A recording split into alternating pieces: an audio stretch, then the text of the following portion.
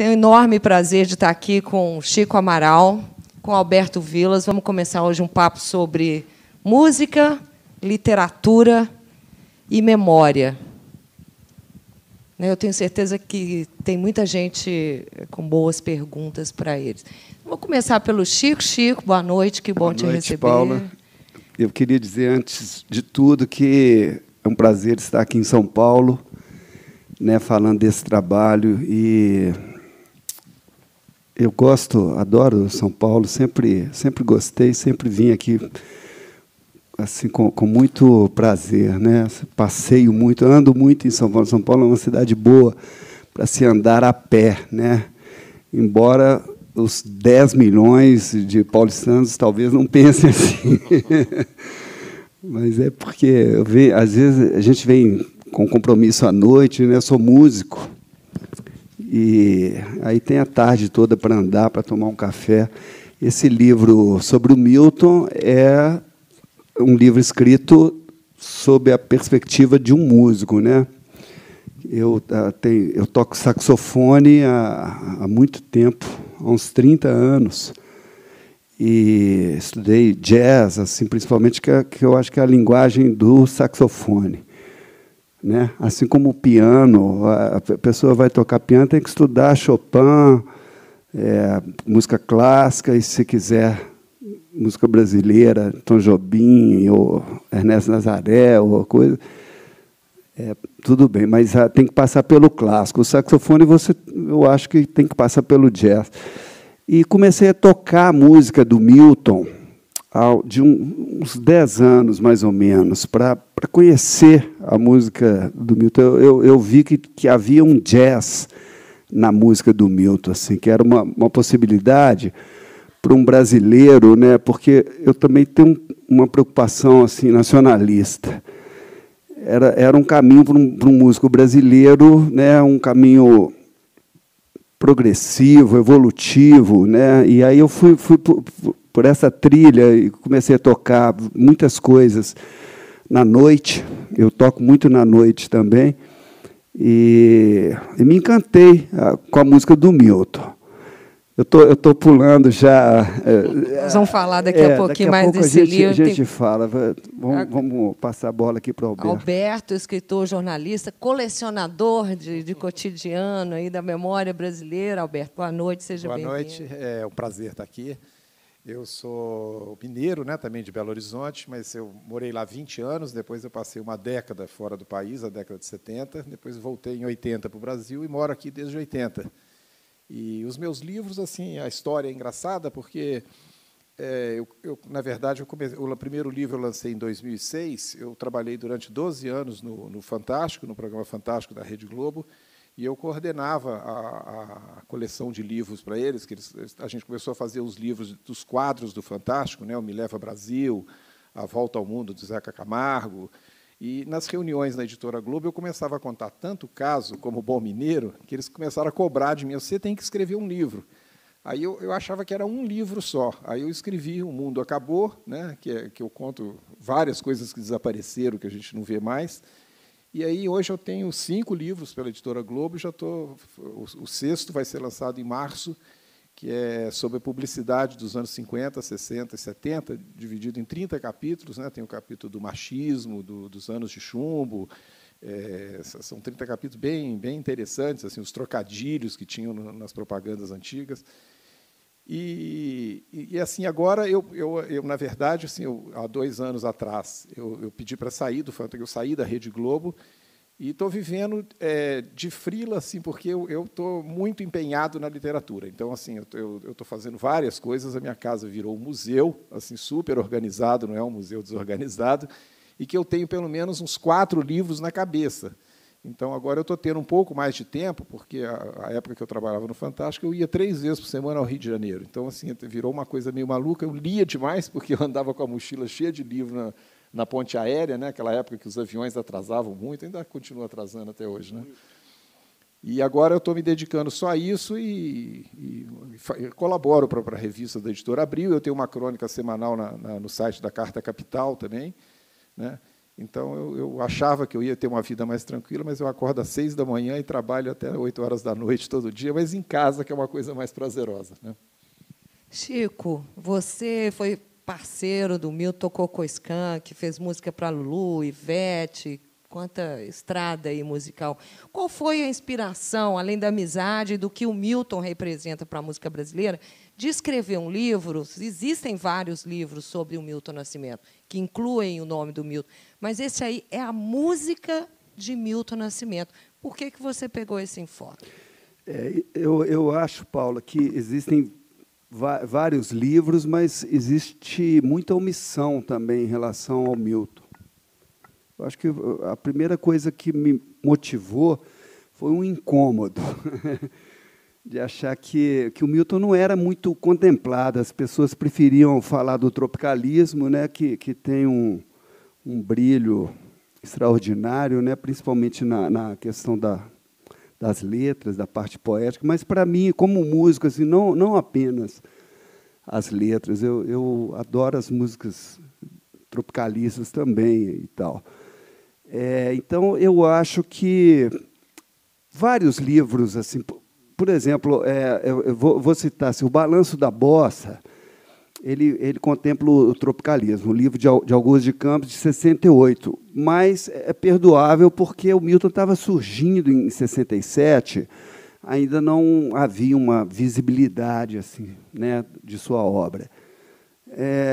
Um outro exemplo poderia ser Noites Tropicais, do Nelson Motta, que ele não menciona o Milton, assim, contando fatos da MPB e tal. E uma vez até o meu parceiro, Samuel Rosa, me contou que teve uma conversa com o Nelson, e o Nelson perguntou: o que você achou, Samuel? Ele falou assim: eu achei que está faltando o Clube da Esquina. Ele falou isso, e na minha visão assim, de músico, bom, que eu não acho assim, privilegiado em relação de ninguém, não, mas há um ponto de vista, né, dos músicos também.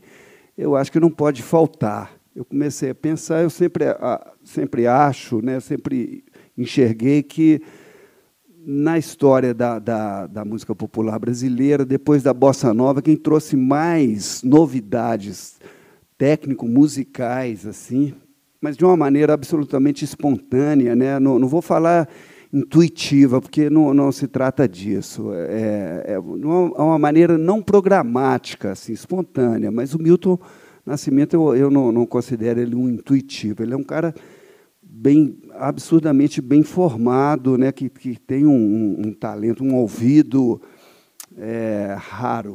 O Milton Milton nunca estudou música. Ele nunca estudou. A gente que conversa com o Milton, o João Antunes, por exemplo, conhece bem. O João é um músico de Belo Horizonte que está aqui trabalhando em São Paulo. Ninguém nunca ouviu o Milton falar assim: Sol maior, Fá menor, né? O Milton não tem esses jargões, esse grego da teoria musical, ele não emprega, mas sabe tudo, sabe tudo. Há anedotas assim de que, por exemplo, uma ocasião ele estava do lado do Herbie Hancock, o pianista de jazz, né? Dos maiores, o músico mais significativo do jazz vivo hoje. E o Herbie deu um acorde assim, ele chegou, empurrou o dedinho do Herbie e falou assim: esse ou essa, né, essa nota, assim, essa. E tudo. Então, ele sabe, né? Ele sabe. Isso é uma coisa que a gente tem certeza. O Milton ele conhece os acordes, a harmonia, mas de um jeito próximo do gênio, assim, não é pouco, não. É uma coisa incomum, né, e tal. E a música dele é incomum. Então, por essas questões, essas omissões, né, eu não achava que tinha muita coisa falando dele, não. Aí eu me lancei esse trabalho.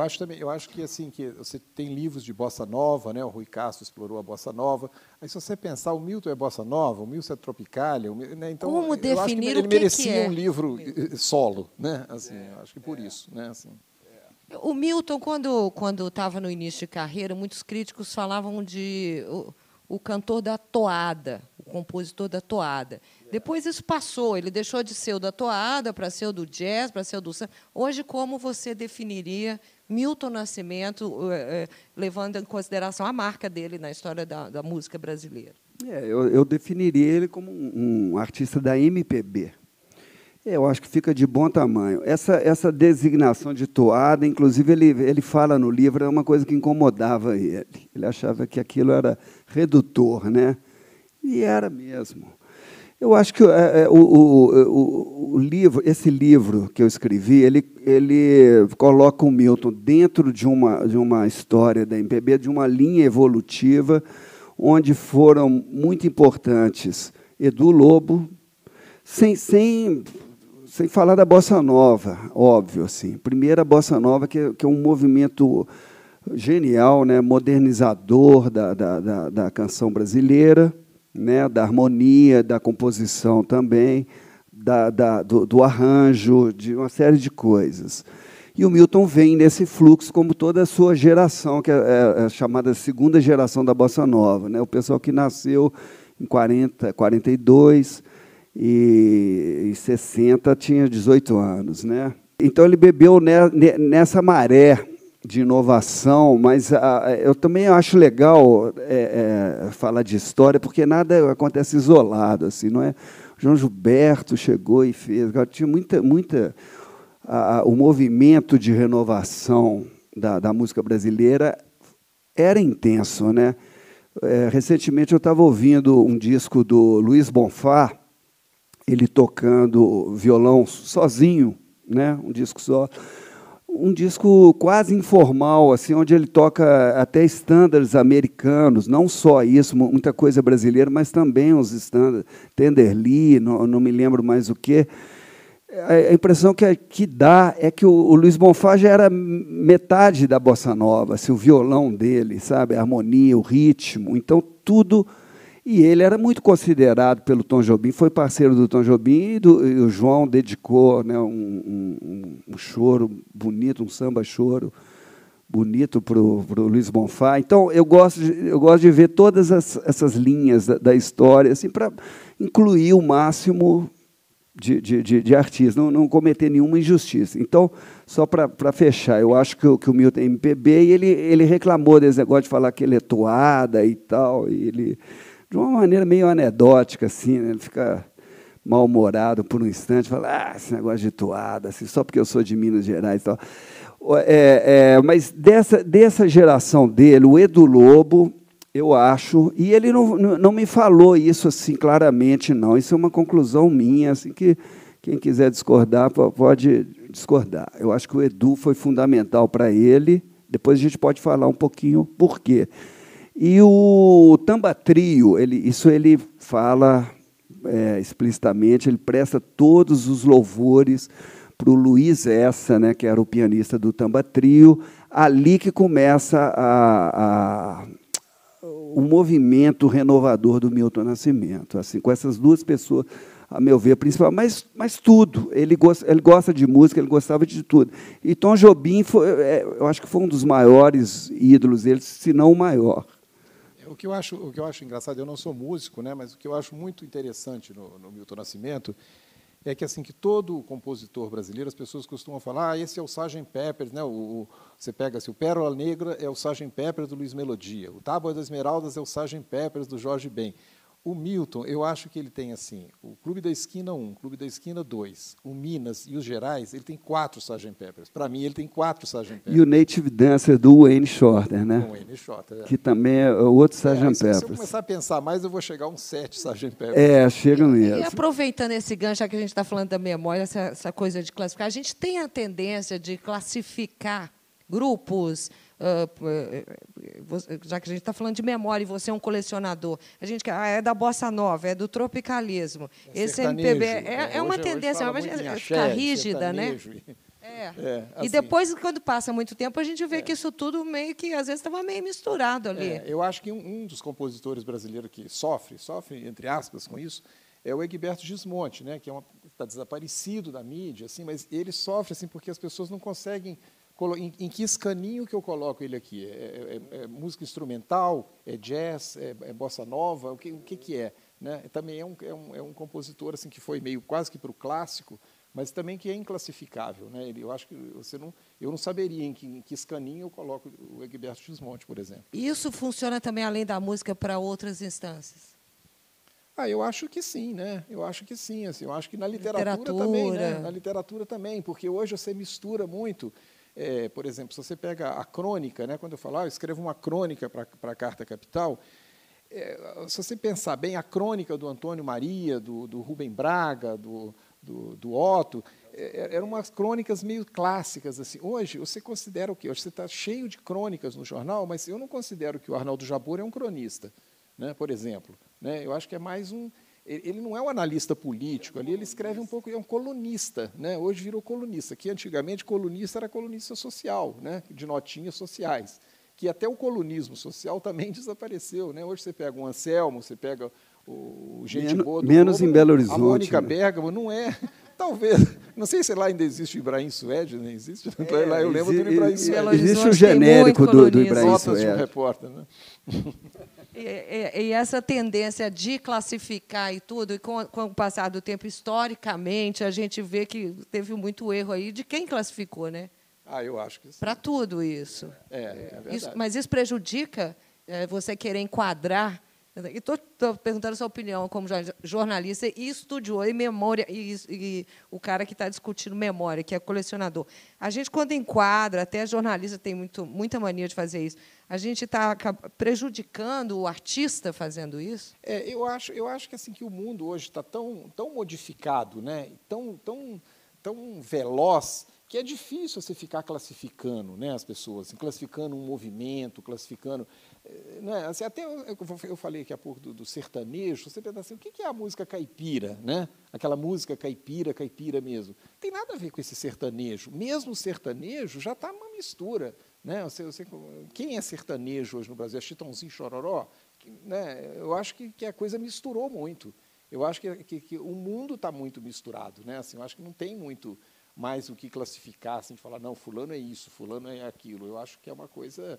Né? Assim, você pega, assim, inclusive, assim, você pega... eu conheço o Nelson Motta, por exemplo. O Nelson Motta, para mim, ele é um promotor, é um animador cultural, é um jornalista. Hoje ele virou um analista político do jornal Estado de São Paulo. Hoje ele escreve sobre política.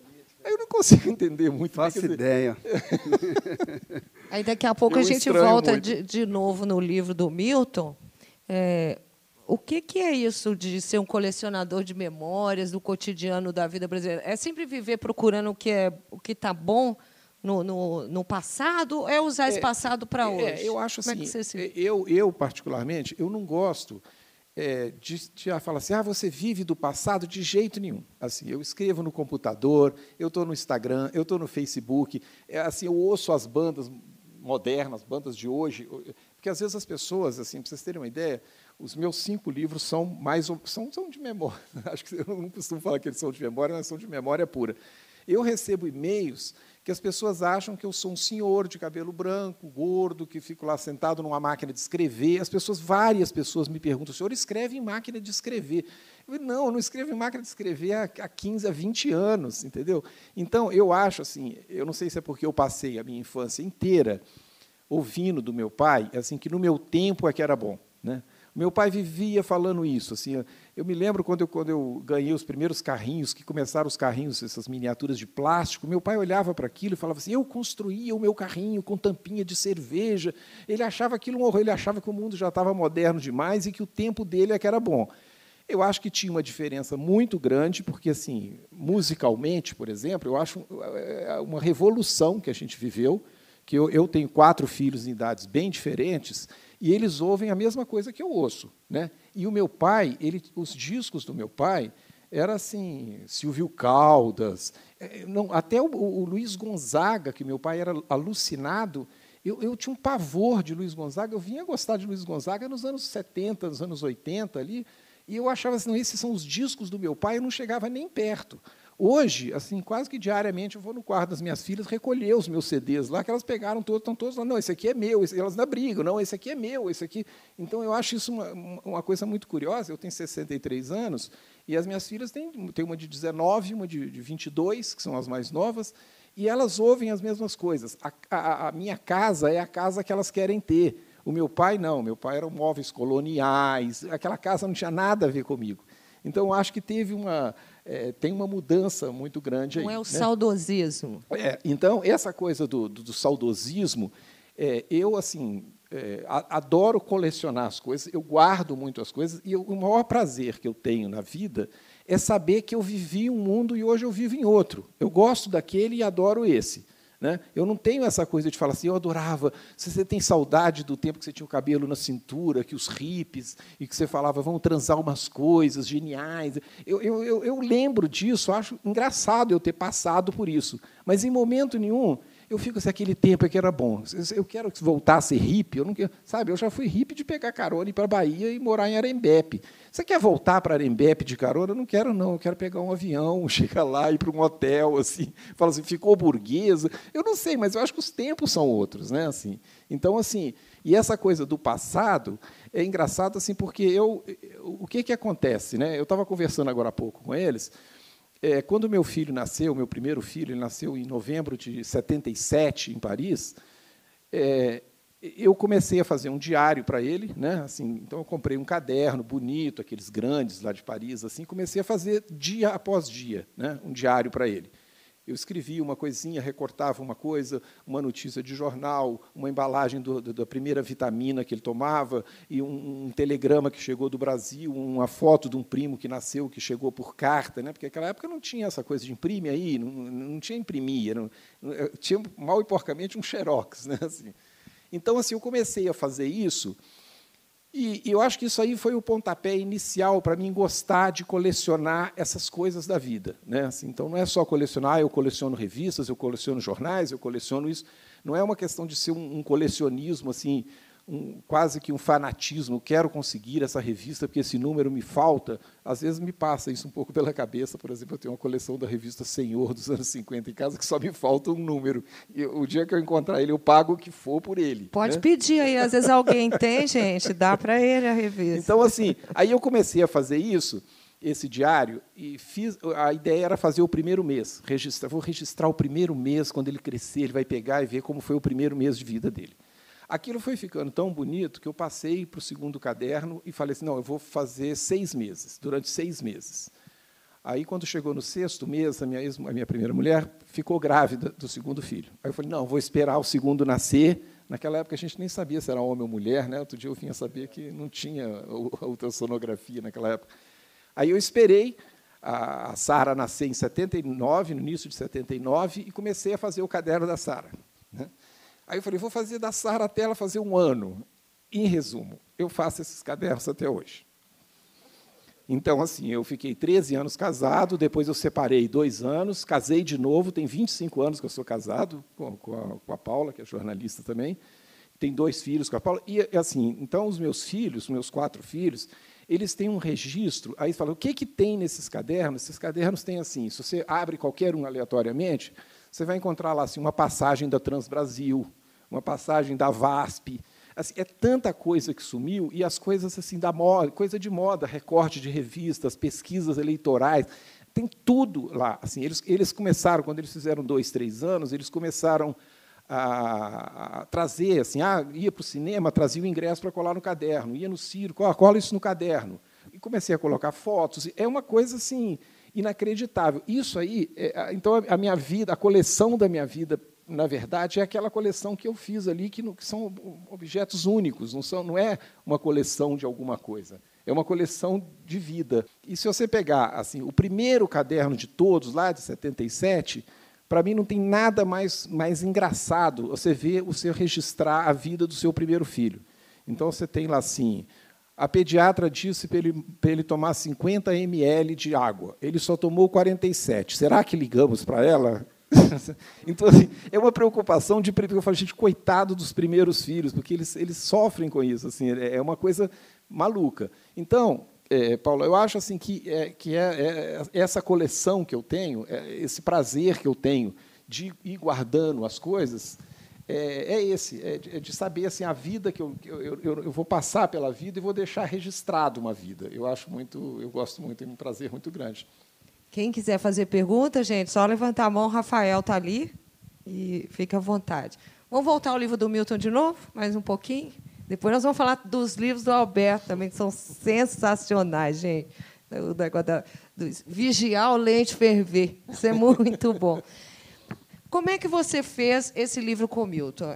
Tem a participação de outros músicos, entrevistas com ele, vocês sentaram, conversaram. Conta os bastidores para a gente um pouquinho da elaboração de A Música de Milton Nascimento.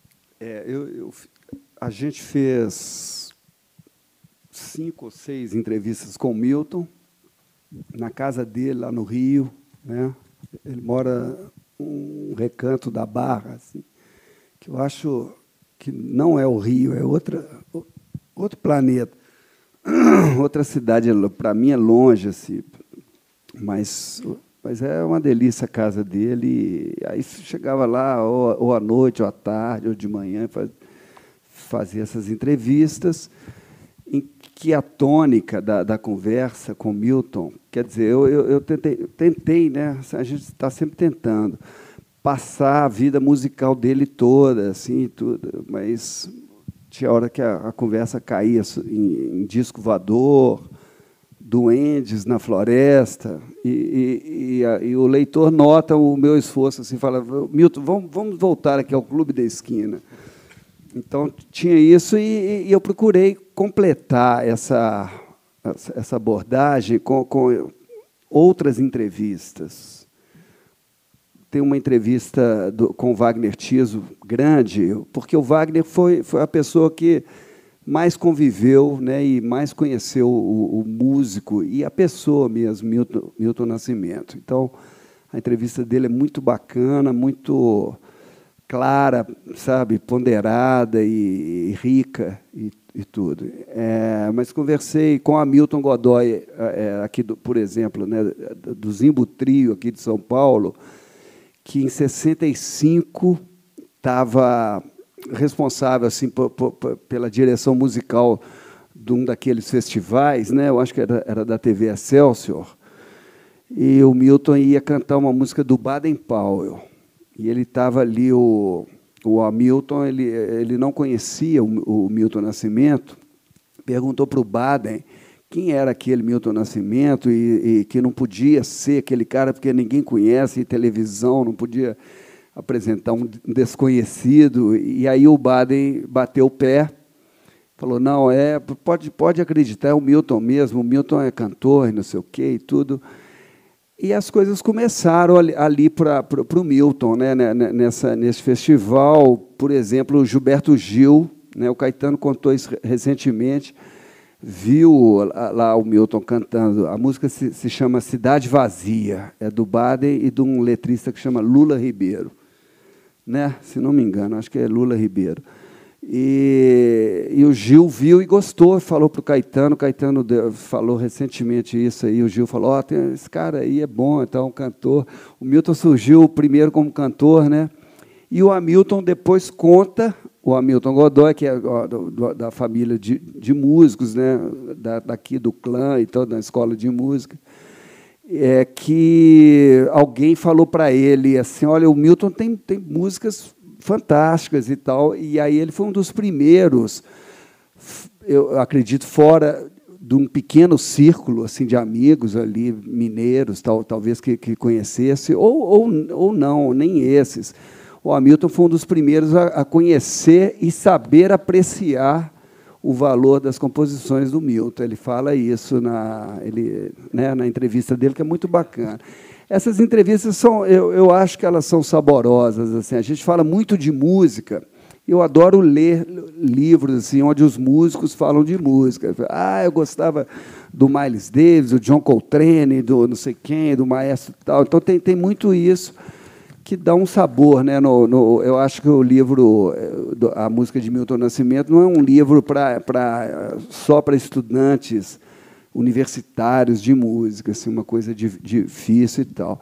Então, o Milton conta bastante fatos da vida dele, os percalços, né? Os sucessos e os insucessos, os tropeços e tal, é bacana. Mas tem... o livro, eu acho que tem uma pluralidade. Tem alguns ensaios onde eu tento falar assim,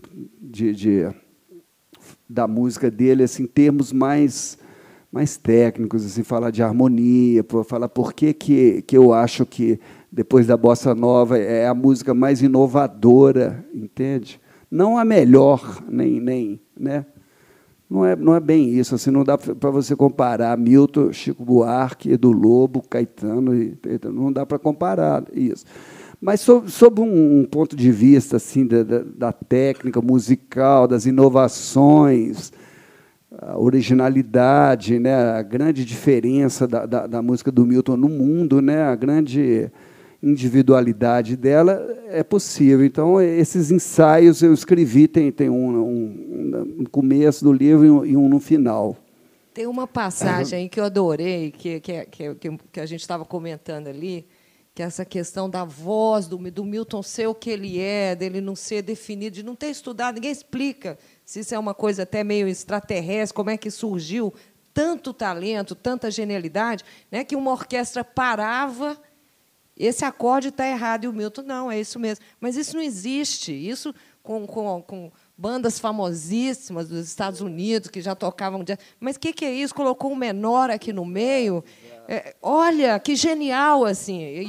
De onde você tirou isso? Tirei. Né? Ele fala, não sei. Sempre veio. Tem uma surpresa musical. Genial. O Milton sempre tem uma informação preciosa assim, para os músicos, sabe? Eu procuro dar esse depoimento. Assim, ele sempre tem um acorde, uma coisa que subverte assim, algumas regras e alguma lógica. Essa música que você menciona, eu acho que é Novena, que ele estava gravando lá no Ângelus, né? E todo mundo achou... É porque ela acontece de uma maneira a primeira vez e aí tem uma segunda parte, e quando volta, ela acontece de outra maneira, aí ele deu um acorde, as pessoas acharam que ele tinha errado. E aí pararam, a gravação que já estava rolando, né? Aí eu acho que foi o Jack DeJohnette, João, que o grande baterista de jazz, falou, não, é porque você deu um acorde errado. Ele falou, não, o acorde é esse mesmo e tal. Quer dizer, o Jack, eu acho que foi o seguinte, alguém fez esse comentário, aí o Jack pegou e falou assim, quer dizer que é isso mesmo, é farra? Aí o Milton falou assim, é. Aí ele falou assim, oba! E aí ele conclui essa história, essa anedota, né, falando assim, poxa, eu fiquei pensando ali, será que eu derrubei meus mestres, meus ídolos? Você falou em Chico, Gil... Caetano, eu digo, eu tenho que fazer essa pergunta. O que é que vocês dois acham sobre a biografia ser ou não autorizada? Procure saber, né, da Paula Lavigne. Exatamente, eu fiquei curioso. A gente tinha conversado isso. Quer comentar primeiro, Alberto? Eu sou radicalmente a favor de publicar. Eu acho assim, eu não tenho a menor dúvida disso, né? Agora, eu acho que as pessoas hoje elas fazem umas coisas e não imaginam a consequência. Porque qual a consequência que está tomando isso? Eles fizeram uma biografia não autorizada do Caetano no Facebook, que as pessoas estão colocando tudo que sabem sobre ele lá. Quer dizer, não tem controle, né? Não existe um controle. Não, isso eu não quero que saia, isso eu quero que saia. Então, se você entrar hoje lá na biografia do Caetano, você vai encontrar... Eles estão pondo vídeo, estão pondo declaração dele, matérias antigas. Então, que controle que ele vai ter disso? Nenhum. E o que eles vão fazer com esse material? Eles vão lançar em e-book, de graça para todo mundo. Quer dizer, você chega à conclusão e fala assim, gente, agora danou-se, porque ali vai ter coisas absurdas ou não, porque as pessoas radicalizaram. Fala assim, você não quer que saia? Então eu vou publicar, então eu vou pôr no Facebook, né? Então, assim, eu sou radicalmente a favor. Eu acho que tem que ter um respeito, claro, né? Assim, agora, eu acho que assim, se alguém me encomenda, ou se eu resolvo fazer, eu sou muito amigo do Tom Zé, por exemplo. Se eu resolvo fazer uma biografia do Tom Zé, eu vou ser muito responsável, né? A gente teve um encontro lá com o Rui Castro em Araxá, na festa literária, e ele contando a preocupação dele de ouvir 10 pessoas para confirmar que uma coisa era verdade. Como é que você vai falar assim, não, a biografia do Rui Castro eu não quero, que isso aí está cheio de mentira, né? Agora, se você pega a biografia que o Cabral, da revista Veja, fez do Zé Dirceu, por exemplo, que está desmascarada na revista Piauí, com 120 erros assim, de falar assim, o Zé Dirceu chegou no Haiti, queria ser fotografado com o Lula, ele entrou num carro, com detalhes, seguinte, o Zé Dirceu nunca foi no Haiti. Então, a revista Piauí publicou uma matéria mostrando 120 erros no livro. Aí, assim, eu não comprei o livro, né? Assim, agora, é leviandade isso? Você fala assim, a irresponsabilidade, o livro está assinado, né? Assim, eu não teria coragem de contar, nem chegar perto de uma coisa que eu não tivesse certeza absoluta, né? Assim, então, eu não sei que medo é esse, eu não sei. Na minha opinião particular, eu acho que tem uma coisa de dinheiro no meio. É de achar assim, eles vão ganhar dinheiro com esse livro, então tem que dar uma parte para a gente. Eu acho que o problema principal dessa novela é grana, na minha opinião. A gente estava conversando antes de subir aqui sobre isso, né? Eu estava conversando com minhas amigas ali, e a Mônica falou assim, vamos te perguntar esse negócio das biografias. Eu falei, então vou passar a resposta para você, porque eu não tenho opinião sobre esse assunto. Eu sou a favor também da liberdade de imprensa. Assim, se a pessoa que quiser, eu acho tudo bem, e o biografar tem direito de desautorizar, né? Não de proibir, né? De falar, não, isso aí é tudo mentira, não aprovo, e pronto. Aí o público que meça bem essas coisas. Agora, esqueci o que eu ia falar. Mas a biografia do Roberto Carlos, por exemplo, que está embargada, né, assim, há anos, por que ela está embargada? O livro é primoroso. Ele conta a vida dele desde o pai dele, do avô dele, até os tempos, quando o livro saiu. Porque fala do acidente do trem, acidente com a perna dele. Pois é. Agora, quem que não sabe disso? Né? Assim, você tinha que tirar isso da biografia, falar, isso eu não quero que entre, isso não faz parte da minha história. Claro que isso faz parte da história do Roberto Carlos. E ele não conta de uma maneira trágica, sabe? Ele não conta de uma maneira policialesca, ele conta exatamente o que aconteceu. E o Roberto Carlos parece assim, não quero que ninguém saiba que eu tenho uma perna mecânica. E quem que não sabe? Pode falar. Eu lembrei, viu, gente? Eu lembrei o que eu ia falar, assim, mas quero te ouvir primeiro. Eu acho que isso é um direito que ele tem, de não querer que mencione esse fato. Você pode até achar ou não achar, mas o direito é dele, está falando da vida dele. Então, ele tem todo o direito. Isso é liberdade também. Eu lembro que respeito também. Qual o seu nome? Miriam.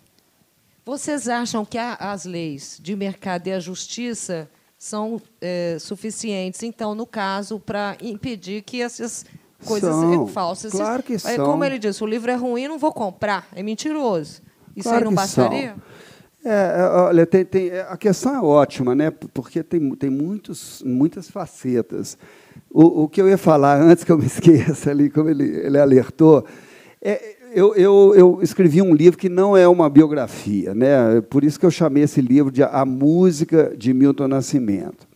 E estou tentando contar aqui né, como que esse livro foi feito e tal. Mas tive o cuidado de pedir, tivemos, né, eu com a Andréa, minha editora, a Marrege, a produtora, de pedir autorização para o Milton. Tipo, conversar, te interessa também. Por que eu falar, eu não quero nem saber a opinião deles, eu vou escrever a revelia, eu acho que o assunto é ótimo. Acho que... Não. Hein? Ué, mas melhor ainda. Melhor ainda. Então, se a pessoa vai escrever uma biografia sobre o Roberto Carlos, assim, era legal pedir uma autorização, né? Não, eu acho. Essa coisa também parece que, como o Alberto falou, uma questão mercadológica. O cara só está pensando, esse é um filão excelente, vou escrever e tal. Não é assim, pô. Deixa eu colocar a lenha na fogueira aí, só um minutinho, Alberto. Um dos casos que foi citado é a Glória Pérez, que teve a filha assassinada e o assassino publicou um livro sobre isso. Então, isso é o que muita gente está alegando para que a biografia a lei não passa. O que você pensa? Aí eu acho que é o outro lado da história, né? Quer dizer, é um cara, é um assassino que eu vou escrever um livro. É uma coisa que eu não tive o menor interesse, por exemplo, em ler, talvez muita gente deve ter comprado o livro, não sei, eu acho que não, mas enfim.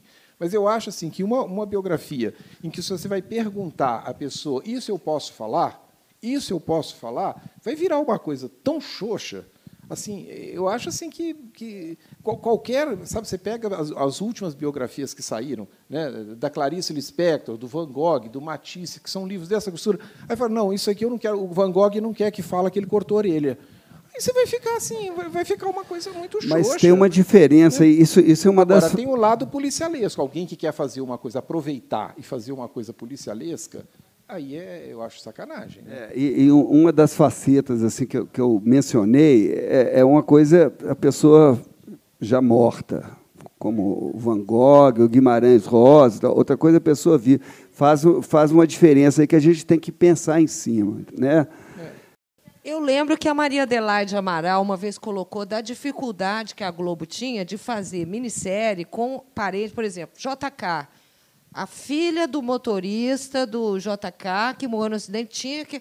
eu só autorizo seu ler antes. Até parece que a Globo vai passar a minissérie para todo filho de todo mundo envolvido na história de JK. Com isso, estava inviabilizando qualquer minissérie polêmica sobre assuntos mais atuais. Ou seja, vão ficar no período da escravidão para trás, Brasil colonial, porque não tem ninguém vivo. É uma coisa complicada essa coisa do direito autoral. Né? A gente passou uma história curiosa lá no Fantástico, quando a gente fez o livro Me Leva Brasil, né, que é o quadro do Maurício Kubrusli, que são pessoas anônimas, né, nunca foi para o ar ninguém conhecido, eram sempre personagens assim, no interior do Piauí, do Acre, ele foi em todos os estados.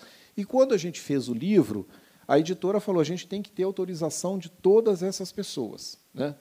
A gente começou a tentar fazer, mas era assim, pessoas que não tem e-mail, não tem luz elétrica. Então, como é que você vai chegar? Agora, imagina assim, no interior do Acre, chegar um Tucson da Rede Globo com um logotipo no casebre do personagem do Maurício Kubrusli, para falar assim, escuta, eu vou contar a sua história num livro. O vizinho vai falar assim, pede 10 mil reais, pede 50 mil, isso é Rede Globo. O que a gente fez? A gente bancou, a gente não pediu autorização para ninguém, e ele só recebeu todos os livros que a gente mandou o livro para cada personagem, todos eles escreveram assim, emocionados. Nenhum falou assim, eu não queria que contasse a minha história, mas eu acho que se a gente fosse lá pedir autorização, a gente burlou a lei? Não. Mas eu falei, gente, é impossível pedir autorização para 60 pessoas desconhecidas nesse Brasil afora. Esse livro não vai sair. Eles, né? Inclusive, tinham o direito de entrar na justiça depois. Eles tinham. E o orgulho deles de ver a história deles ali contada, em momento nenhum. Agora, isso aí também é diferente da história de um Caetano Veloso, de um Gilberto Gil, de um Chico Buarque. Né? Tem mais uma participação aqui. Boa noite. A minha pergunta não tem nada a ver com direito autoral, é mais voltando um pouco para a história do livro. A gente leu aí recentemente, faz poucos anos, o lançamento do livro do Márcio Borges, que são as histórias do Clube da Esquina. E, dentro desse livro, tem algumas passagens em que ele conta as histórias de algumas músicas do clube, algumas músicas do Milton, que ele compôs junto com o Milton. E, enfim, ele conta como que essas canções foram criadas. Eu queria saber quais que são as principais diferenças entre a forma como o Márcio contou essa história e a forma como você está contando essa história. Sei que são músicas, podem ser as mesmas músicas, podem ser músicas diferentes, mas eu queria saber um pouquinho dessas diferenças. Eu acho assim, Raque, eu gosto muito do livro do Márcio, é um livro de memórias, né, de um cara que estava ali na linha de frente, né, nas gravações, nas composições, no primeiro encontro com o Milton em Belo Horizonte, ele foi o primeiro parceiro ali, né? Foi um catalisador, um cara que falou assim, bicho, você tem que compor, né? Tem essa passagem no livro, você está triste assim porque você não compõe, você fica melhorando a música dos outros, assim, faz a sua música e tal. Então, o Márcio é um cara fundamental. A diferença é que, por exemplo, eu pego uma música como Cais, e falo por que Cais é um passo adiante na história da música popular brasileira. Então o meu trabalho é ensaístico, entendeu? uma apreciação da MPB e a tentativa de inserir o Milton ali e apontar para um novo cânone da MPB, né? Eu queria pedir uma licença aqui para cumprimentar o querido Hamilton ali, que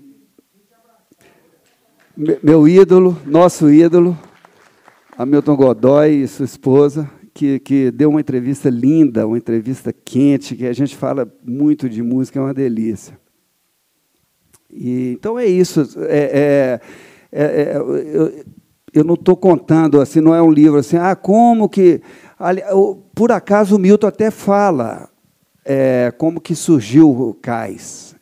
Isso é bacana também. Ele foi num festival lá na Venezuela com o Luizinho Essa e tal, foi desclassificado. E aí ele conta que o maestro pediu licença, falou, não, espera aí, eu quero prestar uma homenagem ao Milton e ao Luizinho Essa. Então, à parte, eles ganharam uns troféus lá e tudo. E depois ele conta, mas a Venezuela, ali parece que apareceu o Cais, não sei, uma música que ele fez lá, Um Gosto de Sol, que ele achava que era uma música ligada ao Cais. Essa música é muito bonita, é do Clube da Esquina também, Um Gosto de Sol. O Cais, eu me enganei, ele foi em Niterói, naquela coisa lá, um retiro, ele, Loborges e Beto Guedes. Ali, ele fala que a maioria das músicas do Clube da Esquina foram compostas lá em Niterói, numa praia. Ele fala, olha só. E aí ele fala assim, o pessoal de Niterói não acredita, eu já falei isso. Que a maior parte do disco, as minhas composições, pelo menos, foram todas feitas lá em Niterói. Né? Vai dar briga de mineiro com o carioca. E eles não acreditam. Como é que chama a praia lá? Tem um nome bonito. Tem um nome singelo, assim, Bonita, uma coisa assim. E depois, aquela segunda parte do piano, do Cais, que o Milton, na primeira versão, ele mesmo que toca o piano, ele fez em 3 pontas. É bacana essa história, é uma anedota também. Assim. Ele foi na casa de uma família para resolver um barraco que estava rolando, porque tinha um rapaz lá que estava doidão. E eles estavam acusando o pessoal do Clube da Esquina, o Milton e tal, que tinham desencaminhado o rapaz e levado para o mundo das drogas e tal. E a história não era bem essa. Poderia ter sido até, mas não era, não. Porque naquela época era todo mundo muito doido mesmo. Mas diz que o Milton conta que o rapaz foi para Londres, uma coisa assim, e lá ele deu uma pirada. Mas eu estou falando de Cais, né? O que aconteceu? Quando os pais saíram da sala, ele sentou no piano e fez assim, todo. No meio do barraco. Isso aí. Aí eu perguntei isso que a Paula perguntou, eu perguntei para o Milton, mas no meio do barraco? Ele falou, no meio do barraco.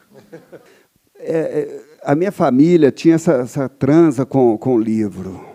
Os meus irmãos, assim, e também uma coisa cultural, assim, sempre falar de música, cinema, arte, tal. Eu tenho um irmão que é pintor e professor de pintura, e ele gosta muito de música popular brasileira também. Ele toca violão e tal. Ele me ensinou a tocar violão. E a gente sempre cantou muito lá em casa, assim, Geraldo Pereira. Meu irmão é ligado nisso, assim, sabe? Aquele lá da Bahia, que chama Assis Valente e Wilson Batista, esse samba assim, dos anos 40, que a Carmen Miranda gravou, né, essa coisa assim, antes da Bossa Nova. O meu irmão, ele ligado nisso, e me passou esse gosto. Tanto que eu me tornei letrista. Né? E tem um outro irmão que ele tem uma biblioteca fantástica também. Esse irmão é professor de química, mas ele lia tudo, lia de tudo, poesia e física, sabe? Misturava tudo, assim, um cara brilhante. A minha avó também foi importante. A minha avó paterna, ela contava histórias assim de Sherlock Holmes. A gente ficava fascinado, morrendo de medo, assim. Tal. Minha avó passou essa coisa do livro. E eu escrevi, sim. Teve uma época, 2000 e pouco, eu mantive uma coluna no Estado de Minas, que depois foi ecoada, né? Foi republicada no Correio Brasiliense também, que chamava Música, etc. E antes dessa coluna, eu escrevia crônicas, de maneira, né, tradicional, da crônica, assim, modelo Rubem Braga, né? Até falava do Rubem, eu adoro, assim, uma paixão, Rubem Braga. Então, sempre estou lendo, sempre gostei de livro. Houve uma época, eu comecei tarde na música, assim, com 15, 16 anos, com violão. Depois me tornei saxofonista, sabe, Hamilton? E um dia, assim, nessa escola onde eu estudava violão, eu me lembro de ter falado para a professora, assim, eu falei com ela, olha, você sabe que eu seria capaz, assim, de largar a música, assim, pela literatura, pelo livro. Eu lembro que eu cometi essa heresia. Hoje eu não diria isso. Não diria. Dá para conciliar, né? Coisa boa. Ô, Alberto, o mundo está acabando. O que os netos dos jovens que estão aqui vão dizer? No meu tempo, o que não vai ter mais no futuro? O mundo está mudando, né? Ele não está acabando. Apesar do meu primeiro livro chamar O Mundo Acabou, que reúne as coisas todas que acabaram. E depois realmente. Você podia ler para a gente alguns trechinhos. Antes, já que a gente estava falando muito de música, eu queria contar uma história para vocês que está nesse livro aqui, Afinal, que viemos fazer em Paris, que tem a ver com música e que é uma das coisas mais emocionantes que eu passei, né, na vida. Assim. Eu estudava no UFMG, estudava jornalismo na UFMG, e no último ano eu abandonei o curso e fui embora para Paris. Depois eu fiz o curso todo de jornalismo em Paris, me formei lá, me defendi uma tese sobre censura de imprensa. E os anos 70, o Brasil era cheio de jornais alternativos, né? Então, a cada semana aparecia um jornal alternativo, que eram jornais pequenos, assim, contra o regime militar, e eu colaborava para vários desses jornais, principalmente o jornal que chamava Movimento. Então, assim, o Movimento me encomendou uma entrevista com o Augusto Boal, né? O Augusto Boal estava fora do país, quer dizer, só em Paris tinha 10 mil pessoas exiladas, que a gente acha que eram só políticos, era o Gabeira, era o Brizola, era o Arraes, não, tinham 10 mil brasileiros que não podiam voltar para o país. E o Augusto Boal, hoje, soa como uma coisa absurda, você pensar até assim que o Caetano, o Gil já foram exilados, né? O Chico já foi... O Caetano já foi exilado, não podia voltar para o Brasil. É uma coisa que essa juventude hoje não fala, como assim, né? Ele era comunista, ele queria derrubar o governo. A gente tira, né? Isso da biografia As pessoas não dele. entendiam muito bem isso. E o Augusto Boal era engraçado assim, porque o que ele era? Ele era um diretor de teatro de esquerda, ele fazia o Teatro do Oprimido, né? Só esse nome é bem anos 70, né? O Teatro do Oprimido, e não podia voltar para o Brasil. Ele passou por Paris, e aí o movimento falou assim, o Boal vai chegar aí, essa entrevista, ele faz uma entrevista para a gente. Aí, assim, eu fui fazer a entrevista com ele, assim, ele estava num hotelzinho, bem desses hotéis bem parisienses, pequenininho, assim, poucos quartos. Aí eu marquei com ele e cheguei lá no hotel, no quarto do hotel, porque era minúsculo, assim, para entrevistar ele. E um dia antes, o jornal Movimento me mandou uma fita que não estava nem em disco ainda, que era o meu caro amigo, né? Aqui na Terra estão jogando futebol, essa música do Chico, que é uma carta para o Boal, né? Tanto é que no final um abraço para a Cecília, que era a mulher do Boal, era uma carta bem, né? Assim. Mando notícias frescas nesse disco, né? Não tinha sido gravado ainda, o Jornal Movimento conseguiu, me mandou. Aí eu não falei nada, eu levei a fita, né? Levei um gravador, aqueles gravadores que a gente tinha de couro, assim, que ficava dentro de uma capa de couro. Aí eu entrevistei o Boal, fiz uma entrevista longa com ele, e no final eu falei assim, eu tenho uma coisa aqui para você ouvir. Gente, foi a coisa mais emocionante que eu já vivi na vida, porque assim, a hora que a gente pôs a música, ainda estava uma gravação meio não mixada, era uma coisa meio assim, e que ele começou a ouvir, e quando ele percebe que era uma carta para ele, e depois a música, eu não estava aqui nessa época, mas eu acho que fez um sucesso, essa música fez um sucesso aqui, né? Assim. Então, assim, eu apresentei, quer dizer, eu levei essa carta para o Boal, né? assim, eu conto tudo isso na reportagem, e vocês não vão acreditar que essa reportagem nunca saiu, porque ela foi totalmente censurada. Assim, uma pena, porque... Mas, quem era o editor? Era o Raimundo Rodrigues Pereira.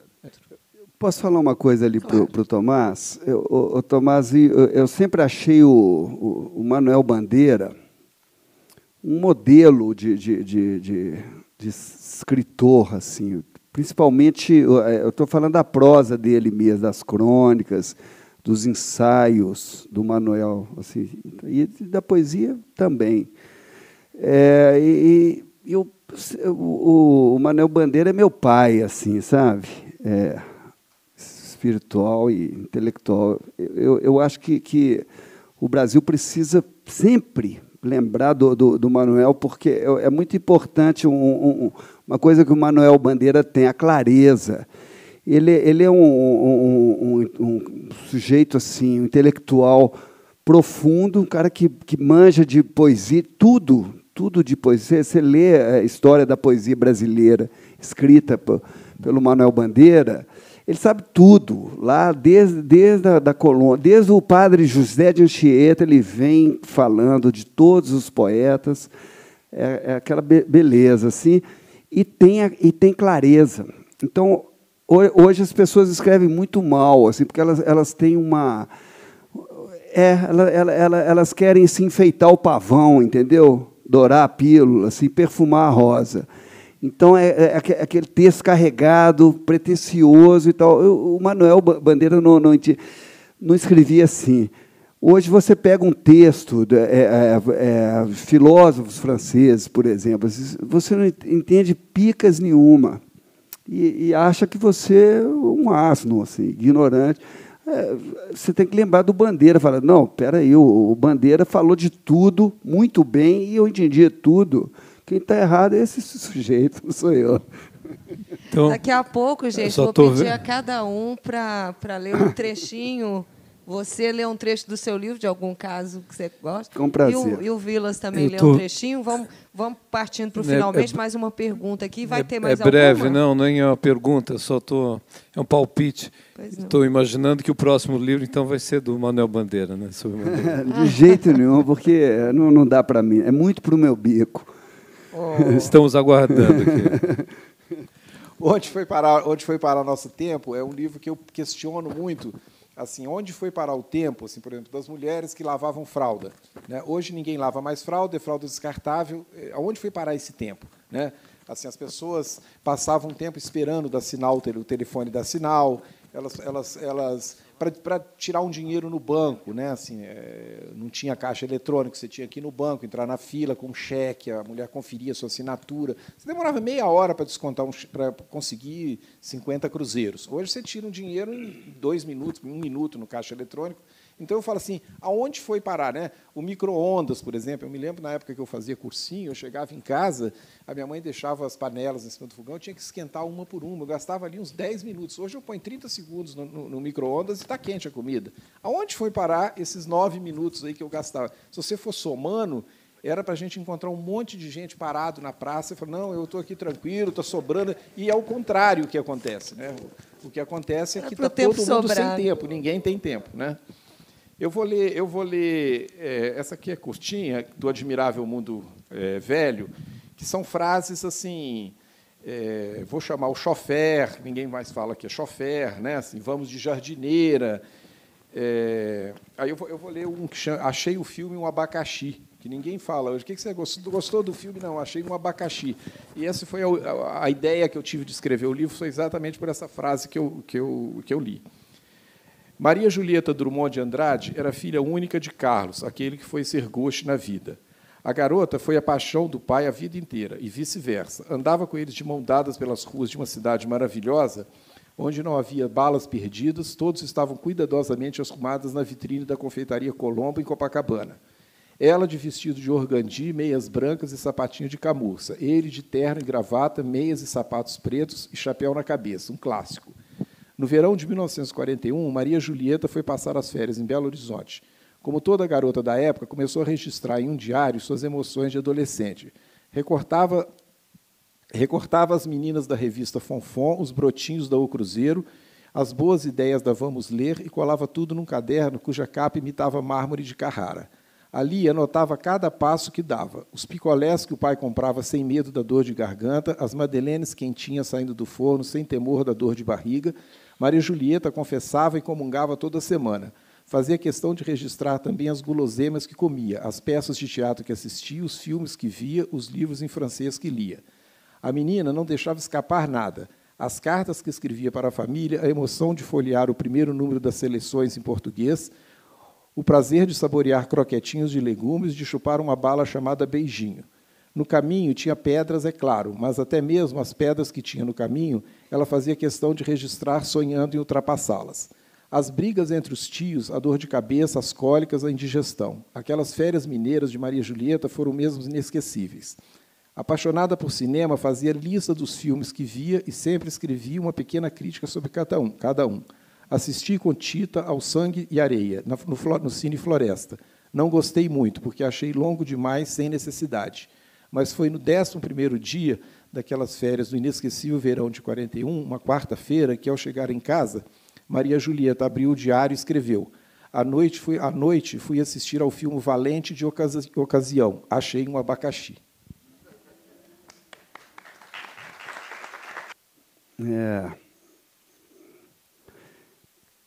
Porque as pessoas me perguntam o que te levou a escrever esse livro e tal, e está no próprio livro. Ah, você achou o negócio do Caíme? Ah, então tá. Então eu vou ler do Caíme. Mas mesmo assim eu vou ler essa...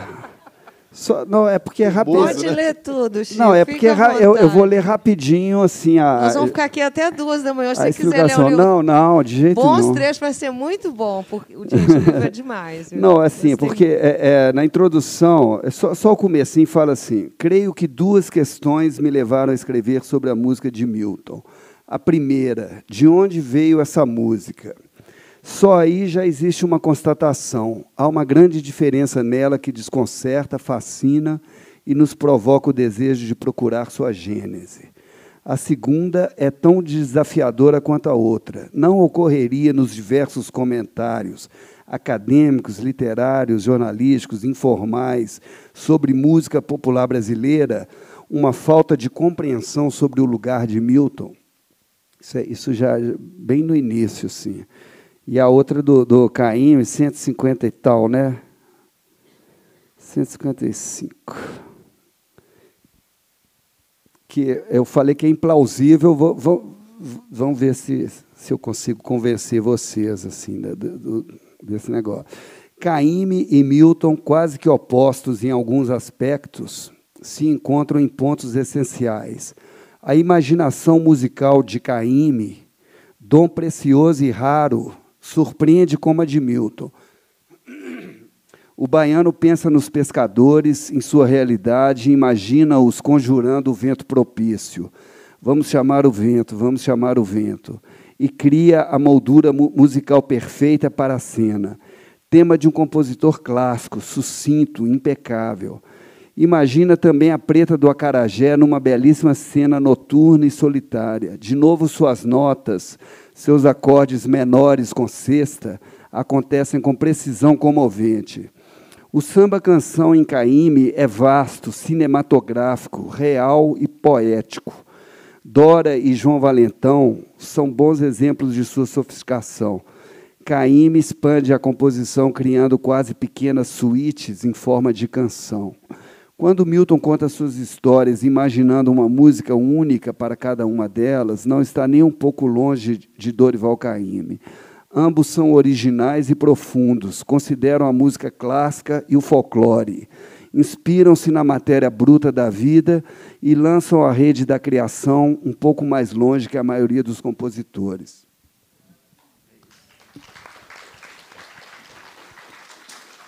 Gente, estamos chegando ao final, infelizmente. Uma pena. Eu queria agradecer a participação desses 2 excepcionais aqui e perguntar a eles, para encerrar, dos próximos projetos. Alberto, próximo livro. Chico, o que você anda fazendo musicalmente, literariamente também. E vou aproveitar e vou chamar todo mundo aqui para os nossos próximos encontros.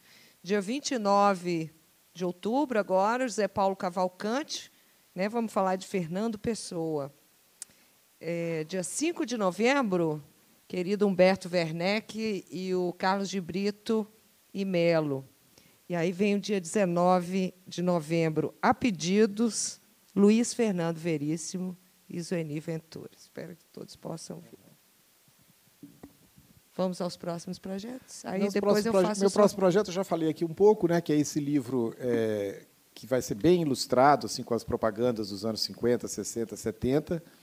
E eu destaco aqui o capítulo do machismo, eu acho o mais curioso de todos, assim, porque o machismo nos anos 50, na publicidade, era uma coisa tão impressionante, assim, não existia a menor possibilidade, por exemplo, de uma mulher sair de casa e comprar alguma coisa, comprar um liquidificador. As propagandas sempre falavam assim, dê à sua esposa um liquidificador, peça ao seu marido uma geladeira, né?